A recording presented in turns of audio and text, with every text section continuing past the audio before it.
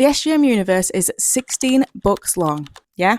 And if you want to start reading them, I recommend this order, so keep on watching. I will always recommend starting with ACOTAR, Thorns and Roses, otherwise known as ACOTAR.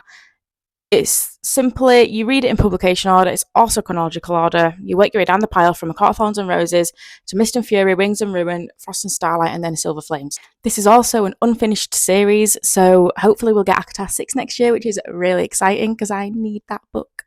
Now, before jumping into the next series, this is where it can get a little bit confusing and a little bit controversial. So disclaimer, these are my own personal opinions, my own personal recommendations. You can read it in whatever order you want, essentially, but these are just how I would always recommend reading it to get the most out of the story, and I don't regret my reading order one bit. I always recommend starting with The Assassin's Blade. I will die on this hill, okay? I have no regrets about reading this first. It is a prequel, and it is broken down into 5 novellas. You will just get to know Selena on such a deeper level. You will understand the decisions she makes and why she makes these decisions. You understand her history more, and you just understand her on a more emotional depth level. Like, I love this a lot. Looking back, I didn't, but like now that I've read the whole series, I'm like, this was the best place to start. However, if you do want to jump straight into the story,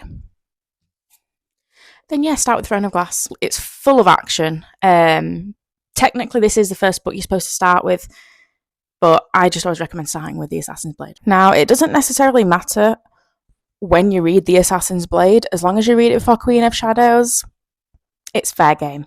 Then once you've read Queen of Shadows, you'll come on to Empire of Storms and Tower of Dawn, and this is also where it can get a bit confusing as well. Now, when you get to these books, you're going to be like, do you do the tandem read? Do you not do the tandem read? I personally did do the tandem read, and I really enjoyed it. I just think it broke both books up, and I think if I was to not have done the tandem read, I would have been really quite annoyed because Empire of Storms leaves you on a massive cliffhanger. So, you know, you'd finish Empire of Storms and you'd have to read all of Tower of Dawn before you got to Kingdom of Ash. And also, doing the tandem read adds comedic value.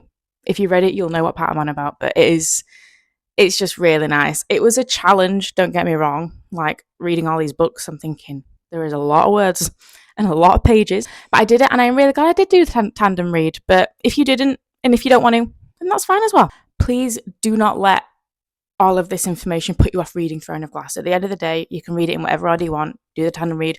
Don't do the tandem read. All I do recommend is that you read the series because it is life-changing. This book, especially, no word of lie, I think about it every single day since I finished it.